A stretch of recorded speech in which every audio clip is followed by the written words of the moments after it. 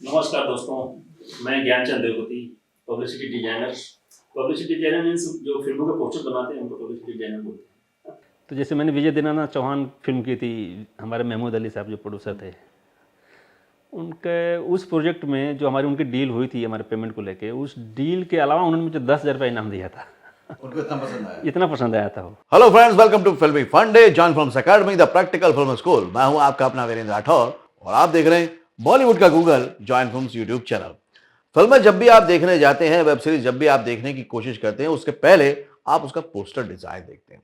Poster आपको attract करता है तो आपका मन करता है कि वो कंटेंट भी देखा जाए।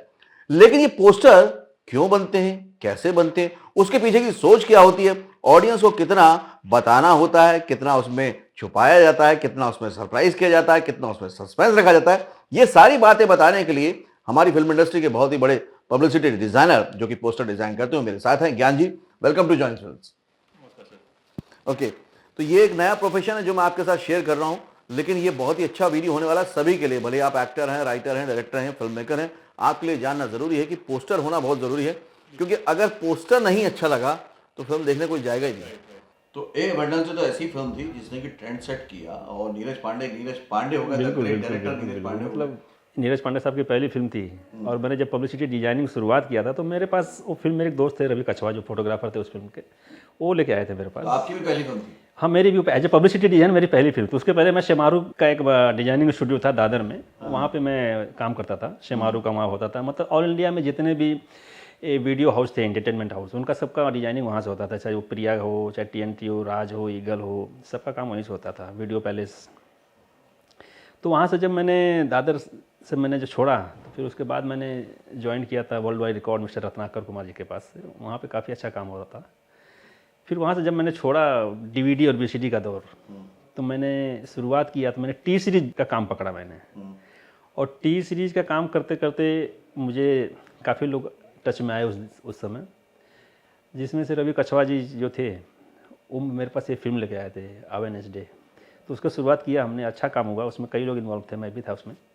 और वहाँ से जो फिर सुबह कई फिल्में आई, जैसे रॉयल उत्सव, फिर उसके बाद फास्ट फॉरवर्ड, फिर उसके बाद फिल्मों का ऐसा दौर लगा मेरे पास कि लाइन लगते गई। जिसमें से बड़ी बड़ी फिल्में हैं, जैसे मैक्सिमम हो गया, वाह ताज हो गया, विषय भट्टी ऑन छुट्टी, एक तेरा साथ, ये सब फिल्में हैं मेरी जो माइलस्टोन है।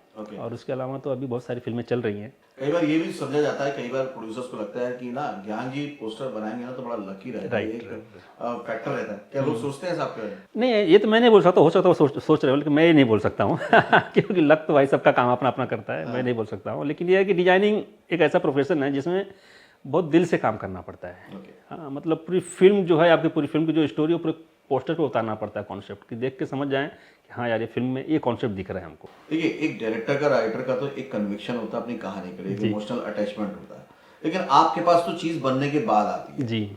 आप उसके साथ वो सामंजस्य कैसे बैठाते हैं, वो एक इमोशनल कनेक्शन कैसे बनाते हैं? फोटोशूट होने के बाद उनको कॉन्सेप्ट बना के दिखाना पड़ता है। तो कभी कभी नरेशन दिखाते हैं और कभी कभी पूरी फिल्म भी दिखाते हैं। Okay okay. हाँ, तो पूरी फिल्म आप देख लीजिए, फिर कॉन्सेप्ट बनाइए हमारे लिए। ओके, तो फिर उसके बाद पोस्टर अच्छे बन के निकलते हैं। पोस्टर का भी कॉन्सेप्ट बनता है। हाँ राइट, थोड़ा सा एग्जांपल देके हाँ, बताइए। इसको एक तरह से स्केचिंग बोलते हैं। अभी जैसे मेरे पास ये फिल्म अभी चल रही है इस समय, पंडित करके फिल्म चल रही है, तो उसका पूरा स्केचिंग हमने पूरा बनाया पहले, पेंसिल ड्राइंग बनाने के बाद जो है पूरा हमने, हमारे जो डायरेक्टर है मिस्टर राजीव रुइया, उनको पसंद आया। फिर उसी चीज़ को हमने डिजिटल मैट पेंटिंग किया उस कैरेक्टर को। कैरेक्टर तो बहुत बड़े हैं, इंडस्ट्री के बहुत बड़े एक्टर हैं, अभी नाम नहीं लूँगा क्योंकि फिल्म अभी बनी नहीं है।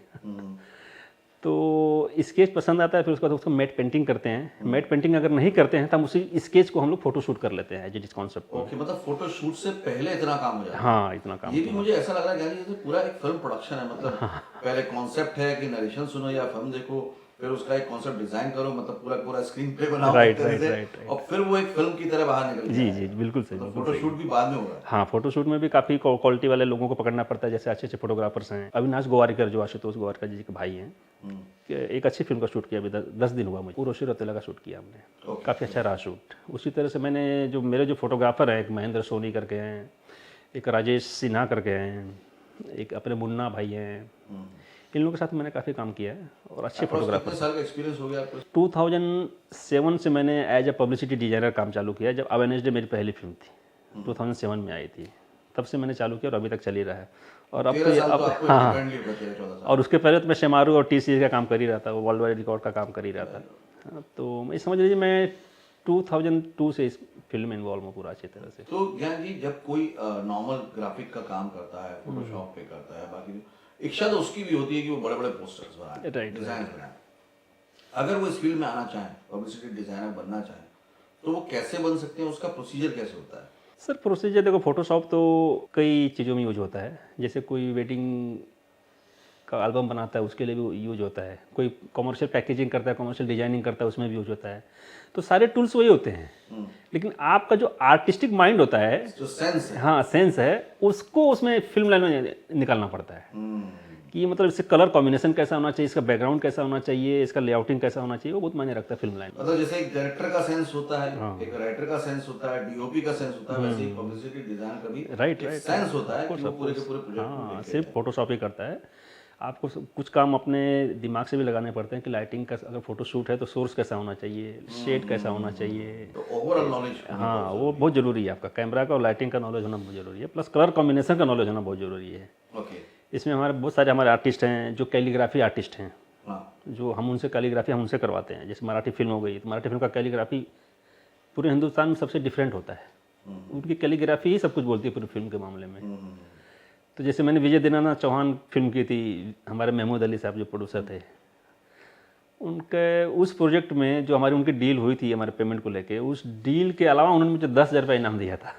उनको इतना पसंद आया। इतना पसंद आया था वो। ओके। और वो कैलीग्राफी जो मैंने बनाई थी ना, हमारे एक बहुत ही अच्छे कैलीग्राफी आर्टिस्ट थे संजय भाई, उन्होंने बनाया था। तो ये सब कई लोगों का इसमें टीम वर्क होता है इसमें, मतलब जैसे सारी फोटोग्राफर हो गया, छोटे point कैलीग्राफी हो गया, फिर हमारे फाइन आर्ट के जो बंदे हैं उनसे हमको रिजल्ट निकलवाना पड़ता है, स्केचिंग करवाना पड़ता है। इसमें कई लोगों की टीम मिलती है तब जाके एक अच्छा रिजल्ट निकलता है फोटो। तो क्रिएटिवली तो बहुत अच्छा काम है, जी, है ना? उसमें टेक्निक्स भी है, आर्ट भी है और क्रिएटिव सोच भी है। लेकिन कोई अगर पब्लिसिटी डिजाइन में आए तो सबसे पहले सवाल ये उठता है भाई कि कितना इसमें अर्निंग सोर्स है, रेवेन्यू है, उस हिसाब से ये कैसा एक प्रोफिट? सर देखिए, आर्ट लाइन में कोई फिक्स प्राइस नहीं होती है, कोई एमआरपी है? कोई MRP नहीं होती है। जिस काम का हम लोग 2 लाख 3 लाख रुपए लेते हैं, उसी काम का अब इंडस्ट्री में नाम नहीं लेना चाहिए, बहुत अच्छे बड़े बड़े डिजाइनर लोग हैं, उसी काम का 15 लाख 10 लाख 12 लाख रुपए चार्ज करते हैं एक फिल्म के पोस्टर डिजाइनिंग का सिर्फ। ओके।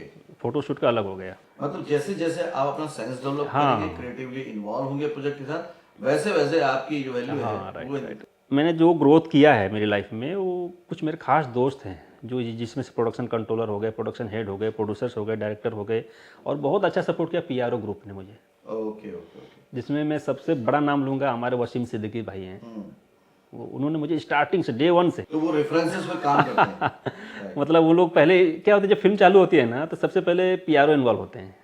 अब PRO जो है, जो उनके अच्छे जानने पहचानने में होते हैं, जिनका काम अच्छा होता है, वो रिकमेंड करते हैं प्रोड्यूसर को, ये आप ये काम इनसे मतलब करवाइए। ये हुआ कि नेटवर्किंग भी चाहिए। हाँ नेटवर्किंग और पर्सनल PR भी बहुत जरूरी होता है। आपका जो नेचर है, बिहेवियर है ना, बहुत मायने रखता है इसमें।